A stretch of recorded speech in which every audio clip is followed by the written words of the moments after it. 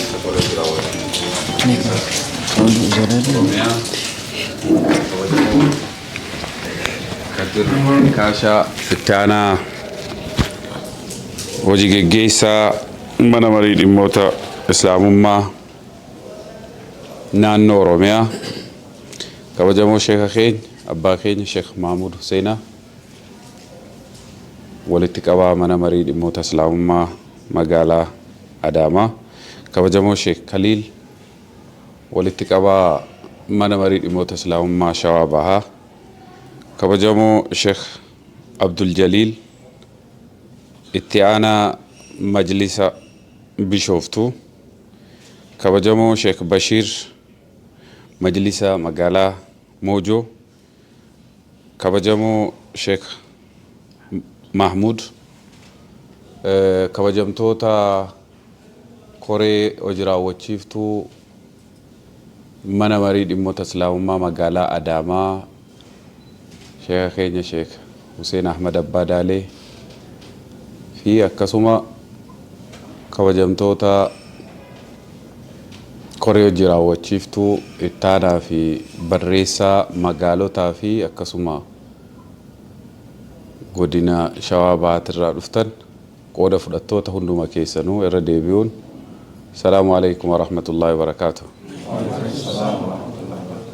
Akkuma beekamu sagantaani har'aa kun sagantaa ariifachiisaadha.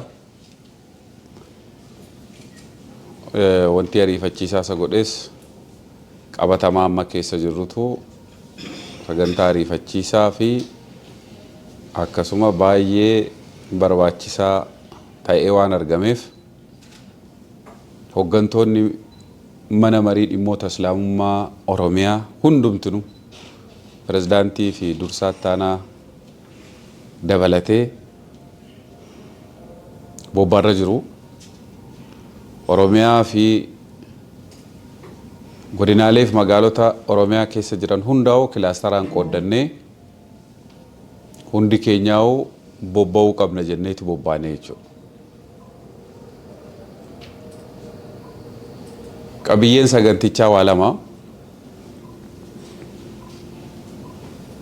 Inni jalqabaa dhimma hajjiiti.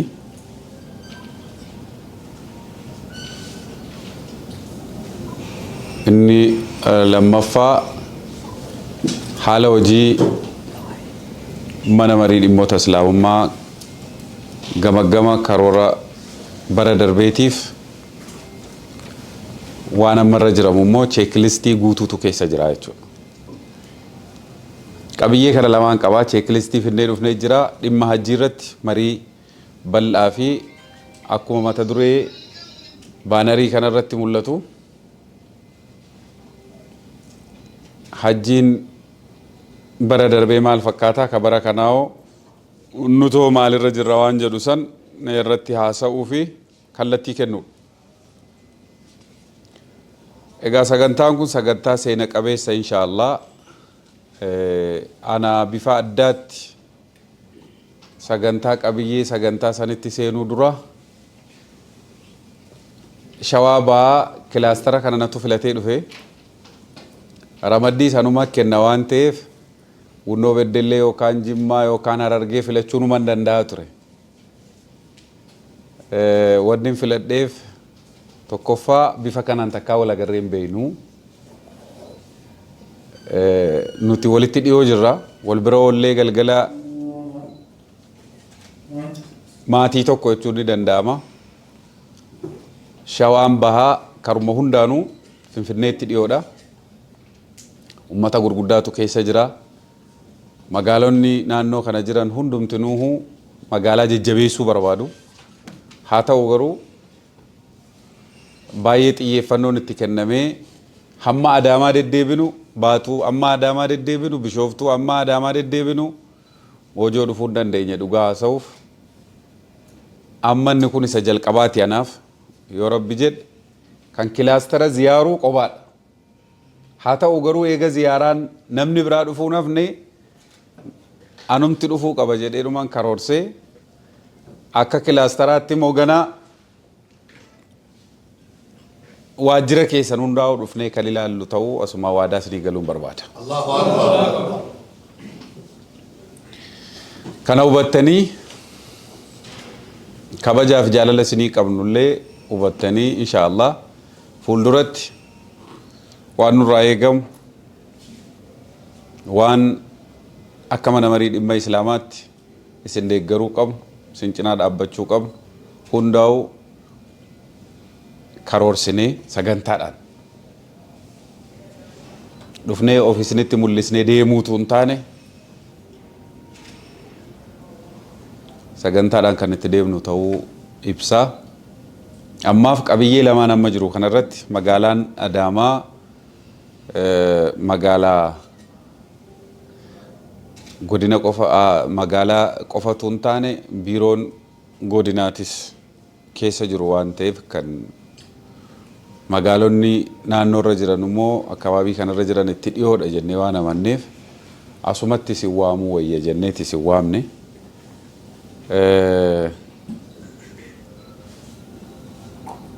Haa ta'u dhimmi amma fudhannee dhufne kun dhimma baay'ee barbaachisaadha waan ta'eef irratti xiyyeeffannee marii gabaabaa fi kallattii kennina jechuudha.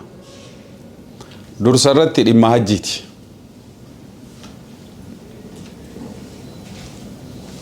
Hajjiin arkaana islaamummaa isa shanaffaa ta'uu namuu ni beeka.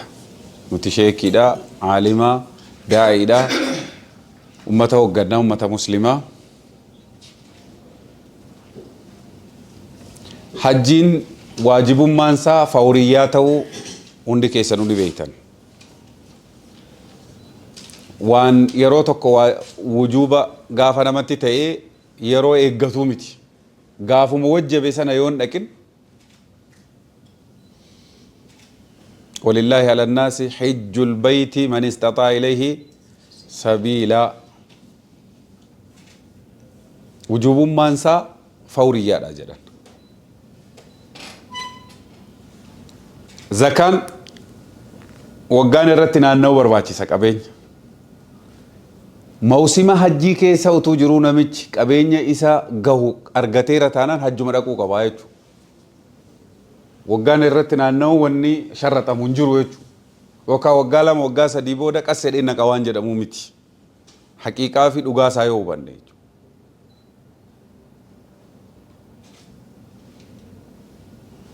Al-hajju ashhuruun maalumaat. Baatilee hajjiin keessa godhamu mawsima isaa istixaa qabaatee namichi karaan nagaa ta'ee galaan geenyaan akkuma qabaa ture.